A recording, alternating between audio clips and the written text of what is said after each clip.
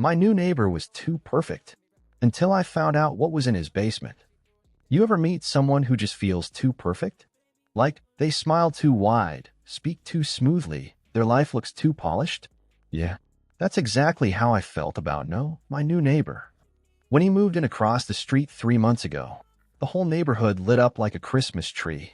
Every lawn was suddenly manicured, housewives were baking pies again, and the HOA president practically offered to name the street after him.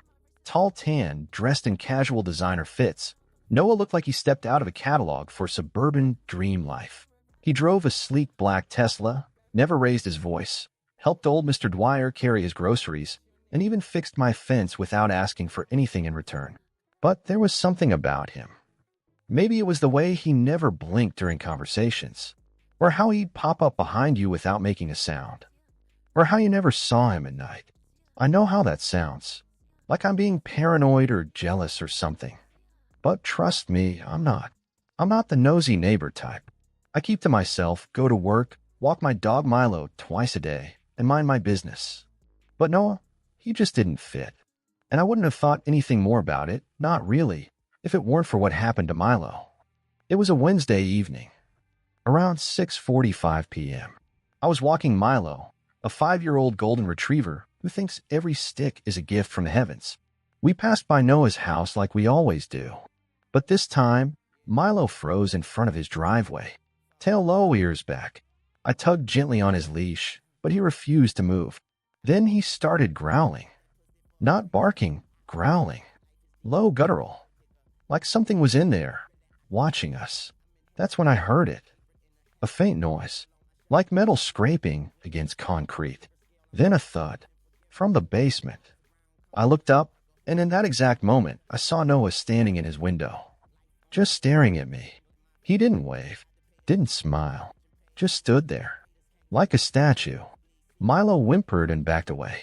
I did the same. I didn't sleep that night. The next morning, I tried to brush it off. Maybe he was moving furniture. Maybe I imagined the whole thing. I mean, I wanted to believe that. But then I saw the missing person post. It was on Facebook. A girl named Callie, college senior, missing for 3 days. Last seen in our town, at the grocery store down the street. In the photo, she was standing in the checkout line, right behind Noah. Coincidence, right? That's what I told myself. But my gut was screaming at me. So I did something I probably shouldn't have. I set up a camera. Well, not exactly a camera, my old iPhone. I placed it inside a flower pot in my yard, angled just right to catch his driveway and basement windows. And for 2 nights, nothing happened. Just normal stuff, him getting home around 7, watering his perfect lawn, waving at neighbors. Until the 3rd night. At 2:12 a.m., the motion detector picked up movement. I pulled up the footage the next morning with trembling hands. At first, I didn't see anything. The street was empty, but then the basement door creaked open, and 2 figures stepped out. One was Noah. The other had a bag over their head and chains around their ankles. I swear to God, I dropped the phone. My heart was racing. I could feel the blood pounding in my ears. Who the hell was this guy? I wanted to call the police, I really did. But what would I even say? Hi, yeah, my perfect neighbor is secretly a psycho. My dog sensed it. And here's some grainy footage from an iPhone in a flower pot. They'd laugh me off the phone. But then I remembered something. Noah was out of town that weekend. He told my neighbor Susan he was visiting family up north for his niece's birthday. So if he left Friday morning, who was that in the footage Saturday night? That was the moment I realized there might be more than one person living in that house. And the worst part, one of them might not be human.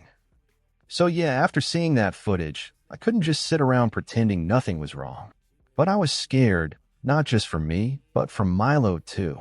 I mean, who knew what that basement really was? I decided I had to know more before calling the cops. Maybe I could find a logical explanation, something that wouldn't make me look like a crazy paranoid neighbor. That Friday night, I waited until Noah was supposed to be gone. I even checked with a couple of neighbors. Yup, his car was gone. I grabbed a flashlight and my phone and quietly crossed the street toward his house. The lawn looked exactly the same, perfect. Not a sound except the distant hum of a lawn sprinkler. I crouched down near the side of the house where I thought the basement entrance was. I'd never been this close before. The basement window was just about chest height, with old wooden shutters slightly ajar. I could barely see inside. I shone my flashlight in. What I saw made my stomach drop. There were shelves lined with jars, like the kind you use for pickles or preserves. But instead of food, there were strange things inside. Small animal bones, twisted bits of fabric, and something that looked like a patch of human hair. My hand shook so badly I almost dropped the flashlight. Then I heard a sound behind me. A door. Not Noah's front door, but the garage door sliding open. I ducked behind a bush just in time. Noah was back, earlier than expected. He didn't notice me.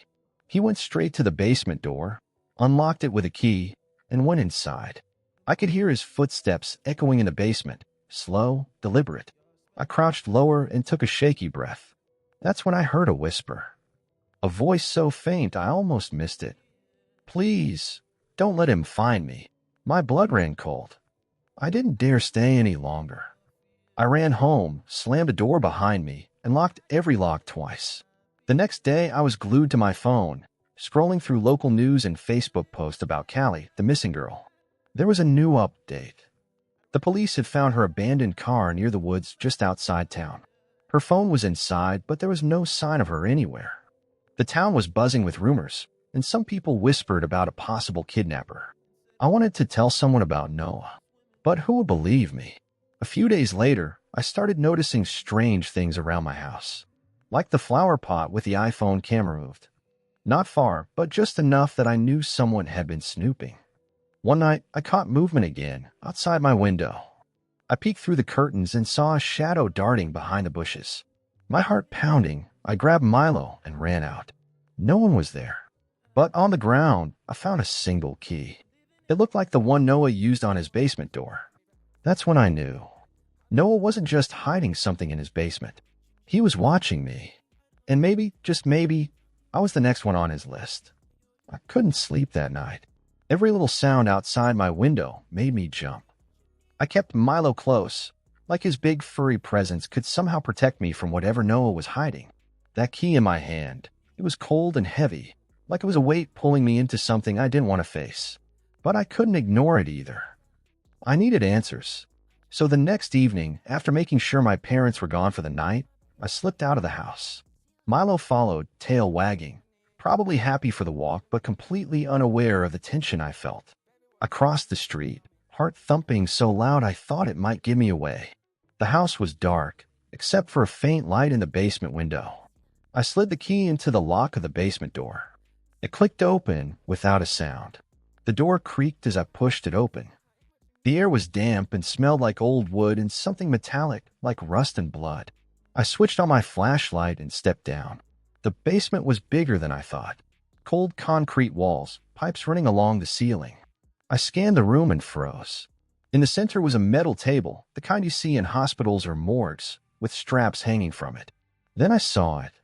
Chains. Not just the ones I saw in the video, heavy, thick chains attached to the walls.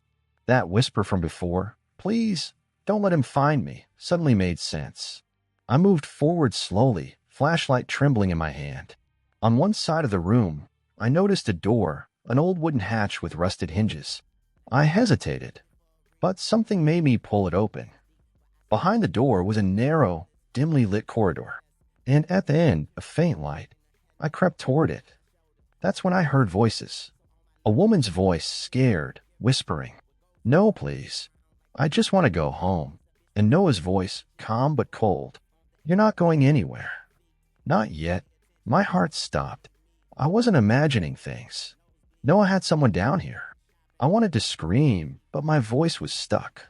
I moved closer, trying to make out what they were saying. The woman sobbed. And then, suddenly, the lights went out. Complete darkness. I fumbled for my phone, trying to turn on the flashlight. Then I heard it, footsteps fast, running toward me. I turned to run, but I felt a hand clamp down on my wrist. A voice, low and terrifying, whispered in my ear, "You shouldn't be here."